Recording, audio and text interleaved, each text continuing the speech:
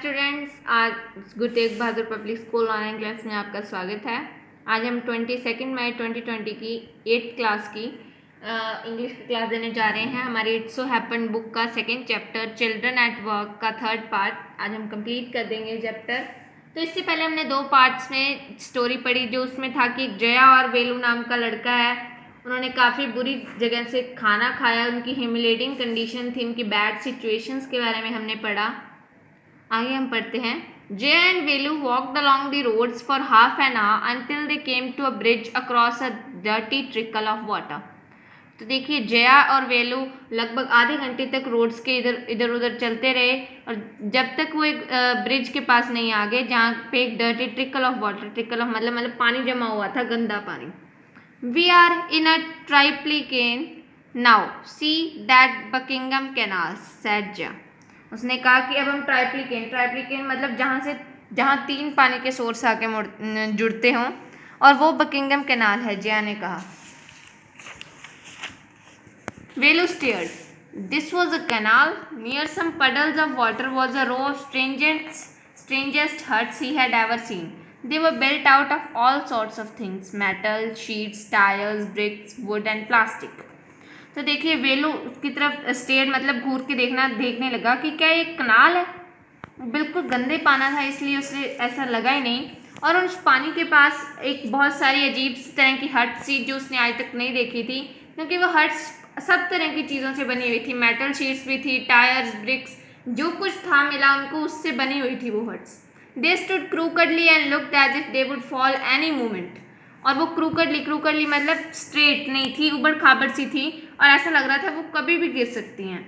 Is this where you live? These houses are strange, said Velu. Velu ने कहा कि क्या तुम यहाँ रहती हो? ये तो काफ़ी अजीब सा है। In our village the houses are made of mud and palm leaves. हमारे विलेज में, हमारे गांव में तो हाउसेज मिट्टी और पाम लीव्स के बनते हैं। Jiya went around to one of the huts and dumped her sack outside, then she picked up an empty one. Jiya उनमें से एक हट के सामने गई और अपना भरा हुआ बैग वहाँ रखा और एक नया खाली उठा लिया। लेट्स गो, जिया ने कहा चलो चले। She turn to Velu and gave him a shove. वो वेलू की तरफ मुड़ी और उसने उसे एक धक्का देते कहा चलो चले। At least help me now, here wear these and come with me. उसने कहा कि चलो अब मेरे साथ चलो और इन्हें पहनो। She threw him a pair of old shoes without laces and pushed the sack and stick into his hands. उसने उसको एक पुराने शूज़ का पेयर देते हुए कहा जिसमें लेसेस नहीं थी, और उसे एक खाली सैक देते और एक स्टिक दी। Velu was confused. What work did she want him to do with this things? वो जानना चाहता था कि वो जो लड़की है मुझसे क्या काम करवाना चाहती है इन 3 चीज़ों से। The only work he had ever done was on the landowner's farm, weeding and taking cows out to grazing. उसने आज तक सिर्फ एक ही काम किया था, वो जमींदार के फार्म में घास उखाड़ता था और काउज को इधर उधर चराने ले जाता था। Are there any farms in the city? He asked Jaya.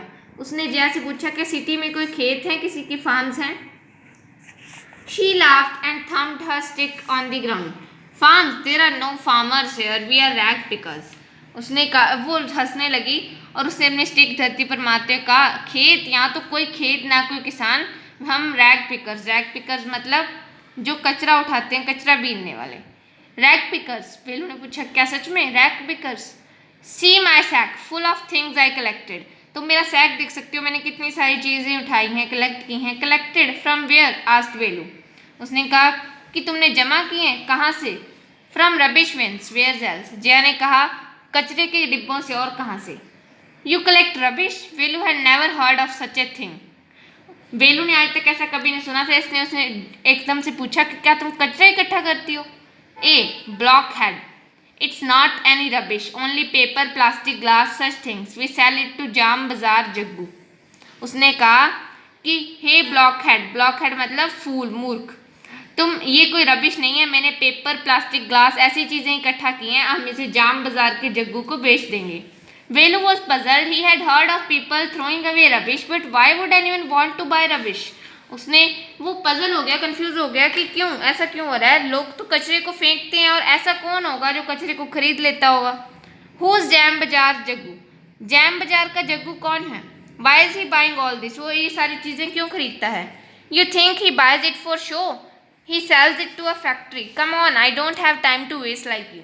उसने कहा कि तुम क्या सोचते हो, वो सिर्फ इन्हें दिखाने के लिए खरीदता है, वो इन्हें एक फैक्ट्री में बेच देता है। चलो जल्दी, अब मेरे पास तुम्हारी तरह वेस्ट करने के लिए टाइम नहीं है।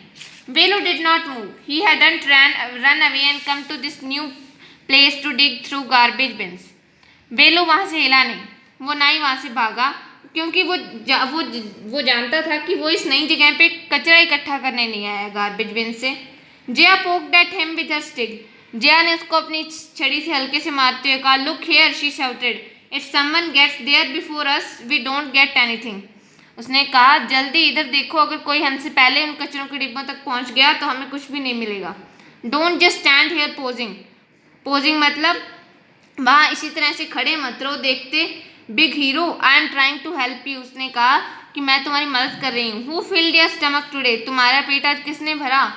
वेलू scratched his head and sighed. Velu ने अपना सिर खुरचते हुए आह भरी। I will do it for now, he thought, until I find a better job. उसने कहा कि मैं तब तक ऐसा करूँगा जब तक मुझे कोई अच्छी जॉब नहीं मिल जाती।